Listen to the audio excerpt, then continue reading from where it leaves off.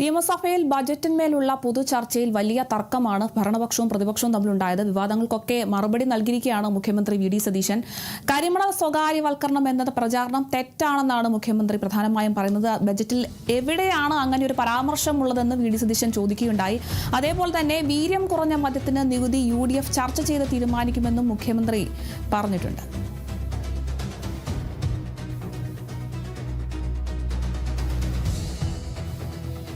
വിവരങ്ങളുമായി ബിനോയ് ചേരുന്നുണ്ട്. ബിനോയ്, എന്തായാലും വലിയ തർക്കമാണ് ഭരണപക്ഷവും പ്രതിപക്ഷവും തമ്മിൽ ഇപ്പോൾ സഭയിൽ ഉണ്ടായത്. ബജറ്റ് ചർച്ചയിന്മേലാണ് ഉണ്ടായത്. എന്തായാലും കരിമണൽ സ്വകാര്യവൽക്കരണം എന്നത് കള്ളപ്രചാരണമാണ്. പ്രതിപക്ഷം ഉന്നയിക്കുന്നത് ഒരു കള്ളപ്രചാരണമാണെന്നാണ് പ്രധാനമായും വി ഡി സതീശൻ പറയുന്നത്. വിശദാംശങ്ങൾ എങ്ങനെയാണ്? ബഡ്ജറ്റ് പുറത്തു വന്നതിന് ശേഷം സംസ്ഥാനത്ത് വലിയ തരത്തിൽ ചർച്ചയായ വിഷയങ്ങൾക്കെല്ലാം തന്നെ കൃത്യമായി മുഖ്യമന്ത്രി മറുപടി പറയുന്ന ഒരു കാഴ്ചയാണ് ഈ മറുപടി പ്രസംഗത്തിൽ നിന്ന് നമുക്ക് കാണുവാൻ കഴിഞ്ഞത്. പ്രത്യേകിച്ചും കരിമണൽ ഖനനം, ഒപ്പം തന്നെ PM ശ്രീ പദ്ധതി, അതിനുപരിയായി വില കുറച്ച് മദ്യം വിൽക്കുന്നത്, ഈ മൂന്ന് കാര്യങ്ങളിലായിരുന്നു വലിയ തരത്തിലുള്ള വിവാദങ്ങൾ സംസ്ഥാനത്ത് ഉയർന്നു വന്നിട്ടുള്ളതും ചർച്ചകൾ ഉണ്ടായിട്ടുള്ളതും. പ്രത്യേകിച്ചും കരിമണൽ ഖനനവുമായി ബന്ധപ്പെട്ട്, അതായത് ആലപ്പുഴ മേഖലയിലുള്ള കരിമണൽ, ഈ തോട്ടപ്പള്ളി മുതൽ ഇങ്ങോട്ട് കൊല്ലം വരെ വ്യാപിച്ചു കിടക്കുന്ന ആ കടൽ തീരത്തെ കരിമണൽ സ്വകാര്യ ലോബികൾക്ക് വിൽക്കാൻ പോകുന്നു എന്ന തരത്തിൽ വലിയ പ്രചാരങ്ങൾ ഉണ്ടായിരുന്നു. പക്ഷേ അതിന് ചൊല്ലിയായിരുന്നു പ്രതിപക്ഷ നേതാവും ഒപ്പം തന്നെ മുഖ്യമന്ത്രി തമ്മിൽ ആദ്യഘട്ടത്തിൽ വാഗ്വാദത്തിലേക്ക് കടന്നത്. ഈ തീരം വിൽക്കാൻ പോകുന്നു എന്ന തരത്തിലുള്ള ഒരു ആരോപണം പ്രതിപക്ഷത്തിൻ്റെ ഭാഗത്ത് നിന്ന് ഉയർന്നു. പ്രതിപക്ഷ നേതാവ് ഉൾപ്പെടെയുള്ളവർ അത്തരം കാര്യങ്ങൾ ഉയർത്തിപ്പിടിച്ച് പ്രസംഗിക്കുകയും ചെയ്തു. പക്ഷേ അതിനെല്ലാം ഖണ്ഡിച്ചുകൊണ്ട് തന്നെയാണ് മുഖ്യമന്ത്രി എത്തിയത്. കാരണം മുഖ്യമന്ത്രി പറയുന്ന ഒരു പ്രധാനപ്പെട്ട കാര്യം, ഈ തീരമണൽ ഒരു കാരണവശാലും വിൽക്കുകയില്ല. പക്ഷേ അവിടെ നടക്കാൻ പോകുന്നത് KMML-ഉം ഒപ്പം തന്നെ IRE-യും ഇതിനെല്ലാം ഉപരിയായി ടൈറ്റാനിയം ഉൾപ്പെടെയുള്ള സംസ്ഥാനത്തെയും ഒപ്പം തന്നെ കേന്ദ്ര സർക്കാരിൻ്റെയും പൊതുമേഖലാ സംരംഭങ്ങളുണ്ട്.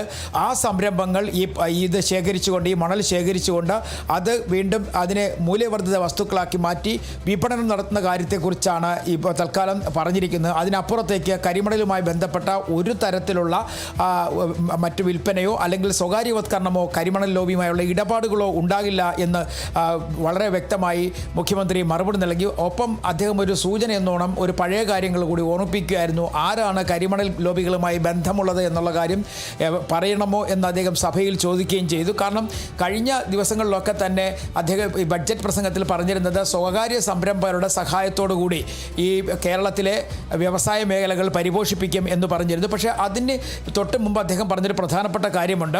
ഈ സ്വകാര്യ സംരംഭകരിൽ നിന്നും എന്ത് തരത്തിലുള്ള ഒരു നിക്ഷേപം വന്നാൽ തന്നെയും അത് സ്വീകരിക്കാൻ തയ്യാറാണ്. പ്രത്യേകിച്ചും പ്രവാസികളായ നിരവധി ആളുകളാണ് ഉള്ളത്. അവർ തരുന്ന 5000 മുതൽ 25,000 മുതൽ അങ്ങനെ 5 ലക്ഷം വരെ തന്നാൽ തന്നെയും അതിനെ ഒരു ഡെപ്പോസിറ്റായി സ്വീകരിച്ചുകൊണ്ട് അവർക്കൊരു വ്യവസായത്തിൻ്റെ പങ്കാളിയാകാനുള്ള അവസരം നൽകുന്നു. അതുവഴി സംസ്ഥാനത്ത് വ്യവസായ സംരംഭങ്ങൾ ഉണ്ടാകുന്നു, വാണിജ്യ വ്യവസായ മേഖലകളിൽ വലിയ മാറ്റങ്ങൾ ഉണ്ടാകുന്നു. ഇതിൻ്റെ എല്ലാം ഫലം ഇവർ തിരിച്ച് നാട്ടിലേക്ക് എത്തുമ്പോൾ അവർക്ക് ലഭിക്കുന്ന തരത്തിലുള്ള ഒരു സ്വകാര്യവത്കരണം, അതിനപ്പുറത്തേക്ക് വൻകിട കമ്പനികളെ കേരളത്തിലേക്ക് വിളിച്ചു വരുത്തുവാനോ അതിലേക്ക് മറ്റു തരത്തിലുള്ള ഇടപാടുകൾ നടത്താനോ അല്ല ലക്ഷ്യമിടുന്നത്. കാരണം ഇന്ത്യക്ക് പുറത്തുള്ള ആയിരക്കണക്കിന് പ്രവാസികളുണ്ട്. ആ പ്രവാസികളെ കേരളത്തിലേക്ക് അടുപ്പിക്കുക, അവർക്ക് നൽകാൻ കഴിയുന്ന, കാരണം ഇപ്പോൾ ബാങ്കുകളിലേക്ക് ഡെപ്പോസിറ്റ് ചെയ്യുന്ന പൈസ അവർക്കൊരു വ്യവസായ തലത്തിലേക്ക് അത് ഡെപ്പോസിറ്റ് ചെയ്യുമ്പോൾ അവർക്ക് മറ്റു തരത്തിലൊരു ഉപയോഗമായി മാറുന്നു. അങ്ങനെയുള്ള ഒരു നീക്കം. അതുകൊണ്ട് എന്ത് വില കൊടുത്തും സ്വകാര്യ സംരംഭകരെ അല്ലെങ്കിൽ സ്വകാര്യ സംവിധാനങ്ങളുമായി വരുന്ന ആളുകളെ അവരെ രണ്ട് കൈയും നീട്ടി സ്വീകരിക്കും എന്ന നിലപാടാണ് ഈ സർക്കാരിൻ്റെ എന്ന് മുഖ്യമന്ത്രി വ്യക്തമാക്കി കഴിഞ്ഞിരിക്കുന്നു. അതേസമയം കരിമണലിൻ്റെ കാര്യത്തിൽ വ്യക്തമായ നയമുണ്ട്. ആ നയമനുസരിച്ചായിരിക്കും സർക്കാർ പ്രവർത്തിക്കുക. അതിനപ്പുറത്തേക്ക് നീങ്ങുകയില്ല. സർക്കാർ ഉദ്ദേശിക്കുന്നത് പ്രധാനപ്പെട്ട കാര്യം ഇതാണ്. അതായത് KMML, IRE, ഒപ്പം ടൈറ്റാനിയം, ഇങ്ങനെ തുടങ്ങുന്ന പൊതുമേഖലാ സംരംഭങ്ങളുണ്ട്. ആ സംരംഭങ്ങളാണ് നിലവിൽ ഇപ്പോൾ കരിമണൽ എടുത്തുകൊണ്ടിരിക്കുന്നത്. ആ കരിമണലിൽ നിന്ന് മൂല്യവർദ്ധിത വസ്തുക്കൾ ഉൽപ്പാദിപ്പിച്ചതിന് ശേഷം അതിനൊരു വിപണന മേഖല തുറക്കുന്നതിന് വേണ്ടി സ്വകാര്യ സംരംഭകരെ കണ്ടെത്തുക എന്നുള്ളതിനപ്പുറത്തേക്ക് മറ്റൊന്നും സർക്കാർ കാണുന്നില്ല എന്ന് പറഞ്ഞ് അദ്ദേഹം പ്രതിപക്ഷത്തിൻ്റെ വായടയ്ക്കുന്ന ഒരു കാഴ്ചയാണ് നമുക്ക് കാണാൻ കഴിഞ്ഞത്. തൊട്ടു പിന്നാലെ വലിയ വിവാദമായി ഉയർന്നു വന്നത് PM ശ്രീ പദ്ധതിയായിരുന്നു. ആ PM ശ്രീ പദ്ധതിയിലും വലിയ തരത്തിലുള്ള ചർച്ചകളുണ്ടായി. എന്നാൽ ഈ കഴിഞ്ഞ ദിവസങ്ങളിലൊക്കെ UDF-നകത്തും കോൺഗ്രസിനകത്തും ഒപ്പം തന്നെ LDF-ലും എല്ലാം വലിയ ചർച്ചയായി മാറപ്പെട്ടിരുന്നത് മദ്യനയമായിരുന്നു. സംസ്ഥാന സർക്കാരിൻ്റെ മദ്യനയത്തെ ചൊല്ലിയുള്ള വലിയ ചർച്ചകളായിരുന്നു. അതിനും കൃത്യമായ തരത്തിൽ തന്നെ മുഖ്യമന്ത്രി മറുപടി നൽകിയെന്ന് പറയുന്നുണ്ട്. ഓരോ വർഷങ്ങളിലും, അതായത് 2023 മുതൽ 2025 വരെയുള്ള, അതായത് ആ സമയങ്ങളിൽ നടത്തിയിട്ടുള്ള മദ്യനയവും ആ മദ്യനയത്തിലുണ്ടായ മാറ്റങ്ങൾ, ആ മാറ്റങ്ങൾ എങ്ങനെയൊക്കെ ആയിരുന്നു എന്നുള്ളതിനെക്കുറിച്ചൊക്കെയുള്ള തീയതികൾ പോലും കണക്കുകൂട്ടി പറഞ്ഞുകൊണ്ടായിരുന്നു മുഖ്യമന്ത്രി വി ഡി സതീശൻ മറുപടി നൽകിയത്. അതിൽ പ്രധാനമായും അദ്ദേഹം ഒരു കാര്യം എടുത്തു പറഞ്ഞത്, വീര്യം കുറഞ്ഞ മദ്യവുമായി ബക്കാഡി കമ്പനി വരുന്നതും അവർ ആദ്യഘട്ടം ചർച്ച നടത്തുന്നതും LDF-ൻ്റെ സമയത്തായിരുന്നു. അന്ന് എക്സൈസ് മന്ത്രി ഗോവിന്ദൻ മാസ്റ്റർ ആയിരുന്നു. അദ്ദേഹവുമായി ചർച്ച നടത്തിയിരുന്നു. അങ്ങനെ 2 തവണ അവരുമായി ചർച്ച നടത്തിയിരുന്നു. വീര്യം കുറഞ്ഞ മദ്യം വിൽക്കുന്നതിന് വേണ്ടി തീരുമാനമെടുക്കുകയും ടാക്സ് കുറച്ചും, അതായത് അതിന് ചൂണ്ടിക്കാണിച്ചത് വിദേശ നിർമ്മിത വിദേശ മദ്യത്തിന് 75% ടാക്സ് കുറച്ച് വിൽപ്പന നടത്തുന്നത് ഈ സംസ്ഥാന സർക്കാരായിരുന്നു. അപ്പോൾ മദ്യത്തിൻ്റെ ടാക്സ് കുറച്ചത് സംസ്ഥാന സർക്കാരായിരുന്നു. അങ്ങനെ തുടങ്ങി പ്രതിപക്ഷത്തിനെ വെട്ടിലാക്കുന്ന തരത്തിൽ കൃത്യമായി മറുപടി നൽകിക്കൊണ്ടായിരുന്നു മുഖ്യമന്ത്രി മുന്നോട്ട് പോയത്. ഇതിൽ അദ്ദേഹം പറഞ്ഞ ഒരു പ്രധാനപ്പെട്ട കാര്യം, ഈ സാധാരണ മുഖ്യമന്ത്രിക്കെതിരെയായിരുന്നു കഴിഞ്ഞ കുറേ ദിവസങ്ങളായി കോൺഗ്രസിനകത്ത് നിന്നും ഒപ്പം തന്നെ CPM-ൽ നിന്നൊക്കെ പുതിയൊരു മദ്യനയം വരുന്നു. കേരളം മദ്യത്തിന് അല്ലെങ്കിൽ മദ്യപിക്കുന്ന ആളുകളുടെ എണ്ണം വർദ്ധിപ്പിക്കുന്നതിന്, യുവാക്കളിൽ മദ്യാസക്തി വർദ്ധിപ്പിക്കുന്ന തരത്തിൽ മദ്യത്തിൻ്റെ വില കുറയ്ക്കാൻ പോകുന്ന തരത്തിലൊക്കെ വലിയ തരത്തിലുള്ള പ്രഖ്യാപനങ്ങളും പ്രസ്താവനകളൊക്കെ ഉണ്ടായിരുന്നു. പക്ഷേ അതിൽ നിന്നെല്ലാം വ്യത്യസ്തമായി അദ്ദേഹം ഇന്ന് പറഞ്ഞ ഒരു പ്രധാനപ്പെട്ട കാര്യം, ഈ ബക്കാഡി എന്ന് പറയുന്ന കമ്പനിക്ക് അവർക്ക് ഒരു തരത്തിലുള്ള നികുതി ഇളവും നൽകുന്നില്ല. നേരത്തെ സർക്കാർ പ്രഖ്യാപിച്ചിരുന്ന നികുതി ഇളവിൽ നിന്നും വ്യത്യസ്തമായി നികുതി വർദ്ധിപ്പിച്ചുകൊണ്ട് മദ്യം വിൽക്കുന്ന തരത്തിലുള്ള ഒരു നീക്കം, അത് ഇനി അന്തിമ തീരുമാനമെടുക്കേണ്ടത് UDF ആണ്. UDF ഈ മദ്യനയം വേണ്ട എന്ന് പറഞ്ഞു കഴിഞ്ഞാൽ അപ്പോൾ തന്നെ അത് ഉപേക്ഷിക്കുമെന്നും അദ്ദേഹം പറഞ്ഞു. അങ്ങനെ കഴിഞ്ഞ കുറേ ദിവസങ്ങളായി കേരളത്തിൽ വലിയ ചർച്ചയായിരുന്ന വിഷയങ്ങൾക്കൊക്കെ തന്നെ വ്യക്തമായ തരത്തിൽ മറുപടി നൽകിക്കൊണ്ടായിരുന്നു മുഖ്യമന്ത്രിയുടെ മറുപടി പ്രസംഗം എന്ന് പറയേണ്ടി വരും. ഇതിനകത്ത് രാഷ്ട്രീയപരമായ കാര്യങ്ങൾ പല പ്രാവശ്യം ഉയർന്നു വന്നിരുന്നു. മുഖ്യമന്ത്രിയും ഒപ്പം തന്നെ പ്രതിപക്ഷ നേതാവും പരസ്പരം അങ്ങോട്ടും ഇങ്ങോട്ടും വാഗ്വാദങ്ങളുടെ വക്കിൽ വരെ എത്തി.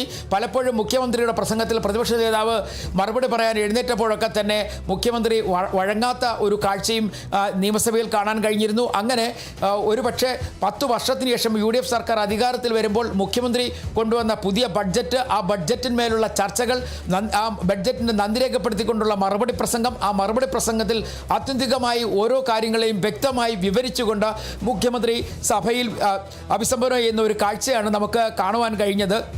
അതിനെല്ലാം ഉപരിയായി പ്രതിപക്ഷത്തിൻ്റെ ഭാഗത്ത് നിന്ന് ഉയർത്തിക്കൊണ്ടുവന്ന പല ചോദ്യങ്ങൾക്കും കൃത്യമായ മറുപടി നൽകുവാനും അതുപോലെ തന്നെ ഉന്നയിച്ച ചോദ്യങ്ങൾക്ക് അതേ ഭാഷയിൽ തന്നെ തിരിച്ചടിക്കുവാനും മുഖ്യമന്ത്രി ശ്രമിച്ചു എന്നുള്ളതാണ് ഒരു പ്രധാനപ്പെട്ട കാര്യം. ഇതിൽ ഇടയ്ക്ക് രാഷ്ട്രീയവും കലർന്നു വന്നു എന്നുള്ളതാണ് ഒരു പ്രധാനപ്പെട്ട കാര്യം. അതായത് പല ആവർത്തി മുഖ്യമന്ത്രിക്കെതിരെയും കോൺഗ്രസിനെതിരെയും ഒക്കെ തന്നെ മുഖ്യമന്ത്രിയെ തിരഞ്ഞെടുത്ത കാര്യത്തിലുമൊക്കെ വലിയ തരത്തിലെ ചർച്ചകൾ ഈ നിയമസഭാ സമ്മേളനത്തിൽ CPM-ൻ്റെയും ഇടതുപക്ഷത്തിൻ്റെയും ഒക്കെ MLA-മാരുടെ ഭാഗത്ത് നിന്ന് ഉയർന്നു വന്നിരുന്നു.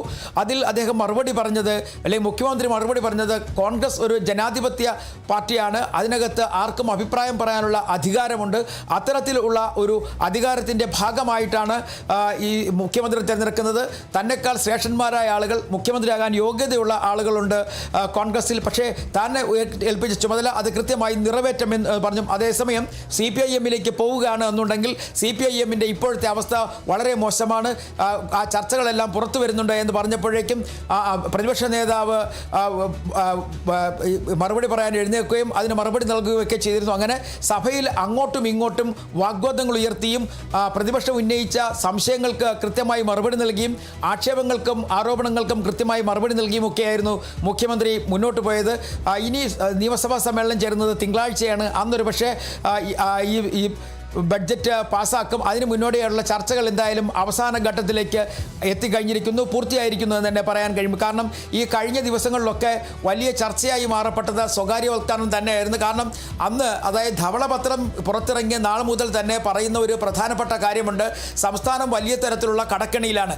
ആ വിഷയം തന്നെ ഇന്ന് ബഡ്ജറ്റിൻ്റെ നന്ദിപ്രമേയ ചർച്ച സമയത്തും കൃത്യമായി മുഖ്യമന്ത്രി ഓരോ പ്രാവശ്യവും സർക്കാരിനുണ്ടായിരിക്കുന്ന ബാധ്യതകൾ ഓരോന്നോരോന്നായി ചൂണ്ടിക്കാണിച്ച് മുന്നോട്ട് പോയപ്പോഴേക്കും അതിനെ എതിർത്തുകൊണ്ട് പ്രതിപക്ഷം രംഗത്തെത്തിയിരുന്നു. കാരണം പ്രതിപക്ഷം അതിന് എന്താണ് പറയേണ്ടത്, അല്ലെങ്കിൽ മുഖ്യമന്ത്രി പറയുന്ന കാര്യങ്ങൾ ശരിയല്ല എന്ന തരത്തിൽ അവർ ആരോപണം ഉന്നയിച്ചു. കാരണം കടത്തിൻ്റെ കണക്കുകൾ അല്ലെങ്കിൽ ശക്തമായ കടക്കണിയിലാണ് സംസ്ഥാനമെന്ന് മുഖ്യമന്ത്രി പറഞ്ഞ് സ്ഥാപിക്കുവാൻ ശ്രമിച്ചിരുന്നു. പക്ഷേ അതിനെയൊക്കെ ഖണ്ഡിച്ചുകൊണ്ട് പ്രതിപക്ഷവും രംഗത്തെത്തിയിരുന്നു. അങ്ങനെ പരസ്പരം വാഗ്വാദങ്ങളിലെത്തി മുന്നോട്ട് പോയ ഒരു നന്ദിപ്രമേയ ചർച്ചയും ഒപ്പം തന്നെ അതിൻ്റെ മറുപടിയുമാണ് പൂർത്തിയായത്. ഇനി ഉള്ള ദിവസം തിങ്കളാഴ്ച സഭയിൽ കൂടുതൽ കാര്യങ്ങൾ ഇതുമായി ബന്ധപ്പെട്ട ചർച്ചകളിലേക്ക് കടക്കാനുള്ള സാധ്യതയുമുണ്ട്. വിനോയ്, നമുക്കറിയാം PM ശ്രീ ചർച്ചയിൽ വലിയൊരു വിമർശനം തന്നെ ഉണ്ടായിരുന്നു. ഇതിലാണ് വ്യക്തമായിട്ടുള്ളൊരു മറുപടി VD സതീശൻ പറഞ്ഞിട്ടുണ്ടായിരുന്നു. എന്തായാലും ചില ചോദ്യങ്ങൾ പ്രതിപക്ഷത്തോട് മുഖ്യമന്ത്രി VD സതീശൻ ചോദിക്കുകയുണ്ടായി. എന്തിനു വേണ്ടിയിട്ടാണ് ഈ ഒരു PM ശ്രീ പദ്ധതിയിൽ ഒപ്പുവെച്ചതെന്ന് ആവർത്തിച്ച് ചോദിക്കുകയുണ്ടായി. മരവിപ്പിക്കാൻ വേണ്ടിയിട്ടാണോ ഈ ഒരു PM ശ്രീ പദ്ധതിയിൽ ഒപ്പുവെച്ചതെന്ന് ചോദിക്കുന്നുണ്ടായിരുന്നു. അതിന് മറുപടിയായി പ്രതിപക്ഷ നേതാവ് പറഞ്ഞത് SSK ഫണ്ട് തടഞ്ഞതുകൊണ്ടാണ് ഇത്തരത്തിൽ ഒപ്പുവെക്കേണ്ടി വന്നത് എന്നൊരു മറുപടിയാണ് പ്രതിപക്ഷത്തിന്റെ ഭാഗത്തുനിന്നുണ്ടായത്. അപ്പോൾ VD സതീശൻ സർക്കാർ പറയുന്നുണ്ട് തങ്ങൾ ഈ പദ്ധതി നടപ്പാക്കുമെന്ന് പറഞ്ഞിട്ടില്ല എന്നൊരു പ്രസ്താവന കൂടി VD സതീശന്റെ ഭാഗത്തു നിന്നും ഉണ്ടായിട്ടുണ്ടാകും. അങ്ങനെയാണെങ്കിൽ ഈ ഒരു PM ശ്രീ പദ്ധതിയുമായി മുന്നോട്ട് പോകാനാണോ ഈ ഒരു ഇപ്പോഴത്തെ സർക്കാരിന്റെ ഒരു ലക്ഷ്യം? എന്താണ് അവർ ഈ ഒരു VD സതീശൻ സർക്കാർ ഈ ഒരു പദ്ധതിയുമായി മുന്നോട്ട് പോകുമോ? ഇതിൽ മുഖ്യമന്ത്രിയുടെ വാക്കുകളിൽ നിന്ന് വ്യക്തമാകുന്നത് ഇനി UDFിൻ്റെ തീരുമാനങ്ങൾ കൂടി വന്നു കഴിഞ്ഞാൽ ഒരു പക്ഷേ PM ശ്രീ പദ്ധതിയുമായി സംസ്ഥാന സർക്കാർ മുന്നോട്ട് പോകാനുള്ള സാധ്യതയുണ്ട്. കാരണം ഇതിനകത്ത് ഒന്ന് രണ്ട് കാര്യങ്ങൾ ശ്രദ്ധിക്കേണ്ടതായിട്ടുണ്ട്. ആദ്യം പ്രതിപക്ഷ നേതാവിന് എതിരെ അല്ലെങ്കിൽ മുഖ്യമന്ത്രി പറഞ്ഞ ഒന്ന് രണ്ട് കാര്യങ്ങളുണ്ട്. അതിലൊന്ന് കൃത്യമായും ഒരു ഉടമ്പടിയിൽ ഒപ്പിട്ട് കഴിഞ്ഞാൽ അതിൽ നിന്ന് പിന്മാറാനുള്ള സാധ്യത കേന്ദ്ര സർക്കാരിന് മാത്രമാണ് ഉള്ളത്. അതുകൊണ്ട് കേന്ദ്ര സർക്കാർ പറഞ്ഞിരിക്കുന്ന അനുസരിച്ച് ആ ഉടമ്പടിയുമായി മുന്നോട്ട് പോകും. പക്ഷേ ഇവിടെ സംസ്ഥാന സർക്കാർ രണ്ട് നിർദ്ദേശങ്ങൾ മുന്നോട്ട് വയ്ക്കും. അതായത് PM ശ്രീ പദ്ധതി നടപ്പിലാക്കുന്ന സ്കൂളുകൾ ഏതൊക്കെ സ്കൂളുകളിലായിരിക്കും PM ശ്രീ പദ്ധതി നടപ്പിലാക്കേണ്ടത് ഒന്ന്. രണ്ടാമത്തേത് ഇതുമായി ബന്ധപ്പെട്ട് കരിക്കുലം തീരുമാനിക്കുന്ന കാര്യത്തിൽ അല്ലെങ്കിൽ പാഠ്യപദ്ധതി എന്ത് വേണം എന്ന് തീരുമാനിക്കുന്ന കാര്യത്തിലെ പൂർണ്ണ സ്വാതന്ത്ര്യം സംസ്ഥാന സർക്കാരിനായിരിക്കും. അതിന് ഈ രണ്ട് കാര്യങ്ങളും കേന്ദ്രം അംഗീകരിച്ചാൽ മാത്രമേ ഇതുമായി മുന്നോട്ട് പോവുകയുള്ളൂ എന്നുള്ള സൂചന തന്നെയാണ് മുഖ്യമന്ത്രി നൽകുന്നത്. അതേസമയം പ്രതിപക്ഷം പറഞ്ഞ ഒരു പ്രധാനപ്പെട്ട കാര്യം, അവർ മുന്നോട്ട് വെച്ച ഒരു കാര്യം അതിൽ ഒപ്പുവെച്ചു അതിനപ്പുറത്തേക്ക് ആ ഉടമ്പടി തന്നെ മരവിപ്പിക്കുന്നതിന് വേണ്ടി ഒരു തീരുമാനമെടുത്തു. ആ തീരുമാനവുമായി ബന്ധപ്പെട്ട് കൂടുതൽ പഠിക്കുന്നതിന് വേണ്ടി ഉപസമിതിയെ വെച്ചു. ആ തീരുമാനം നിലവിൽ ഉടമ്പടി വേണ്ട എന്ന് പറഞ്ഞത് കൂടി തന്നെ ആ പദ്ധതി തന്നെ പൂർണ്ണമായും ഇല്ലാതായിരിക്കുന്നു. സർക്കാർ അത് പ്രാവർത്തികമാക്കാൻ ശ്രമിച്ചിട്ടില്ല, ഇടതുമുന്നണി അല്ലെങ്കിൽ ഇടത് സർക്കാർ നടപ്പിലാക്കിയിട്ടില്ല എന്ന് പറയുന്നതിനൊപ്പം തന്നെ പ്രതിപക്ഷ നേതാവ് കൂട്ടിച്ചേർത്തൊരു പ്രധാനപ്പെട്ട കാര്യം കൂടിയുണ്ട്. അതായത് ഈ PM ശ്രീ പദ്ധതിയുമായി ബന്ധപ്പെട്ട് മുന്നോട്ട് പോകാൻ തീരുമാനിച്ചത് സർവശിക്ഷ കേരളം എന്ന പേരിലുള്ള പദ്ധതിക്ക് ഫണ്ട് അനുവദിക്കുന്ന കാര്യത്തിൽ PM ശ്രീ പദ്ധതിയിൽ ഒപ്പിടണം എന്നുള്ള കടുത്ത നിർദ്ദേശം മുന്നോട്ട് വന്നതുകൊണ്ടാണ് ഇത്തരത്തിൽ PM ശ്രീ പദ്ധതിയിൽ ഒപ്പിട്ടത്. ആ SSK ഫണ്ട് ലഭിച്ചതോടുകൂടി തന്നെ PM ശ്രീ പദ്ധതിയിൽ നിന്നും പിന്മാറാൻ തീരുമാനിച്ചു. അതുമായി ബന്ധപ്പെട്ട് പിന്മാറിക്കൊണ്ടും ഇത് മരവിപ്പിച്ചുകൊണ്ടും അല്ലെങ്കിൽ PM ശ്രീ പദ്ധതിയുമായി മുന്നോട്ട് പോകില്ല എന്ന് പറഞ്ഞ് മരവിപ്പിച്ചുകൊണ്ടും കത്തു നൽകി എന്ന് പറയുന്നുണ്ട്. അതിന് കൃത്യമായി മറുപടി പറഞ്ഞത് ഒപ്പിട്ടത് മരവിപ്പിക്കാനാണോ എന്നായിരുന്നു മുഖ്യമന്ത്രിയുടെ മറുപടി. അങ്ങനെ അങ്ങോട്ടും ഇങ്ങോട്ടും കൃത്യമായി വാക്പോര് നടത്തിയായിരുന്നു ഈ ഭരണപക്ഷവും പ്രതിപക്ഷവും ഈ നന്ദിപ്രമേയ ചർച്ചയുടെ മറുപടി പ്രസംഗത്തിൽ മുന്നോട്ട് പോയത് എന്നുള്ളത് എടുത്തു പറയേണ്ട ഒരു പ്രധാനപ്പെട്ട കാര്യമാണ്. എന്തായാലും PM ശ്രീ പദ്ധതി എത്ര കണ്ട് വേഗത്തിൽ നടപ്പിലാക്കും എന്നുള്ളതൊക്കെ ഇനി തീരുമാനമെടുക്കേണ്ടത് കോൺഗ്രസ് ആണ്, UDF ആണ്. അവരെന്ത് തീരുമാനമെടുക്കും എന്നുള്ളത് ഇപ്പോൾ വ്യക്തമായി പറയാൻ കഴിയില്ല. എന്നാൽ തന്നെയും അവരുടെ ഉപസമിതി ഇന്ന് വൈകുന്നേരത്തെ യോഗം ചേരുന്നുണ്ട്. അതിൽ ഒരു അന്തിമ തീരുമാനത്തിലേക്ക് എത്തപ്പെടും എന്ന് പ്രതീക്ഷിക്കാം. എന്തായാലും നിലവിലെ സാഹചര്യത്തിൽ PM ശ്രീ പദ്ധതിയുമായി മുന്നോട്ട് പോയാൽ മാത്രമേ സർക്കാരിന് വിദ്യാഭ്യാസ മേഖലയിലെ സാമ്പത്തിക പ്രശ്നങ്ങൾ പരിഹരിച്ച് മുന്നോട്ട് പോകാൻ കഴിയുകയുള്ളൂ എന്ന് നല്ലവണ്ണം അറിയാം. അതിൽ അവർ മുന്നോട്ട് വയ്ക്കുന്ന കാര്യങ്ങൾ കരിക്കുലത്തിൻ്റെ കാര്യത്തിലും അതിനെല്ലാം ഉപരിയായി ഈ സംവിധാനം അല്ലെങ്കിൽ ഇതുമായി ബന്ധപ്പെട്ട PM ശ്രീ പദ്ധതി നടപ്പിലാക്കുമ്പോൾ ആ സംവിധാനം നടപ്പിലാക്കുന്ന സ്കൂളുകൾ ഏതൊക്കെ എന്നുള്ള കാര്യത്തിലും തീരുമാനമെടുക്കാനുള്ള പൂർണ്ണ അവകാശവും ചോദിച്ചു വാങ്ങിക്കും. അങ്ങനെയാണെങ്കിൽ മാത്രമായിരിക്കും PM ശ്രീ പദ്ധതിയുമായി മുന്നോട്ട് പോവുക എന്നാണ് പറയുന്നത്. പക്ഷേ പദ്ധതിയുടെ കാലാവധി അവസാനിക്കാൻ പോകുന്ന ഒരു സാഹചര്യം ഇന്ത്യയിലെ എല്ലായിടത്തും ആ പദ്ധതി അവസാനിപ്പിക്കാൻ പോകുന്ന ഒരു സമയത്താണ് കേരളത്തിൽ ഈ പദ്ധതി ഒപ്പിടാൻ പോകുന്നു എന്നൊരു ചോദ്യം പ്രതിപക്ഷത്തിൻ്റെ ഭാഗത്ത് നിന്ന് ഉയർന്നു വന്നത്. പക്ഷേ അതുമായി ബന്ധപ്പെട്ടൊക്കെ കൃത്യമായ മറുപടി മുഖ്യമന്ത്രിയുടെ ഭാഗത്തു നിന്നുമുണ്ടായിരുന്നു. ശരി, വ്യക്തമാണ്. എന്തായാലും നിയമസഭയിൽ ബജറ്റിന്മേലുള്ള പൊതുചർച്ചയിൽ എല്ലാ വിവാദങ്ങൾക്കുമുള്ള മറുപടി നൽകിയിരിക്കുകയാണ് മുഖ്യമന്ത്രി വി ഡി സതീശൻ. കരിമണൽ സ്വകാര്യവൽക്കരണം എന്നത് വലിയൊരു തെറ്റായ പ്രചാരണമാണെന്നാണ് മുഖ്യമന്ത്രി പറയുന്നത്. സ്വകാര്യവൽക്കരണമൊക്കെ ആവശ്യമുള്ളിടത്ത് നടപ്പാക്കും, ആവശ്യമില്ലാത്തടത്ത് നടപ്പാക്കില്ല എന്നൊരു പ്രതികരണവും മുഖ്യമന്ത്രി വി ഡി സതീശൻ പറയുന്നുണ്ട്. അതോടൊപ്പം തന്നെ ബജറ്റിൽ എവിടെയാണ് അങ്ങനെ ഒരു പരാമർശം ഉള്ളതെന്നും വി ഡി സതീശൻ ചോദിക്കുന്നുണ്ട്.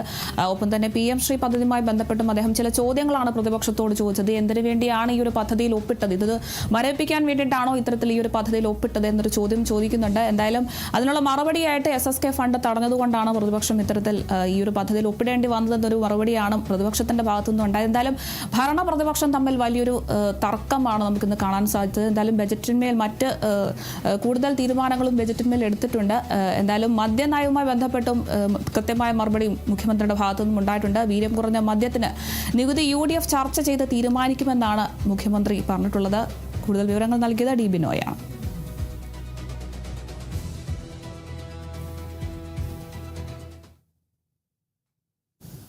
തിരികെ എത്താം ഇടവേളയ്ക്ക് ശേഷം.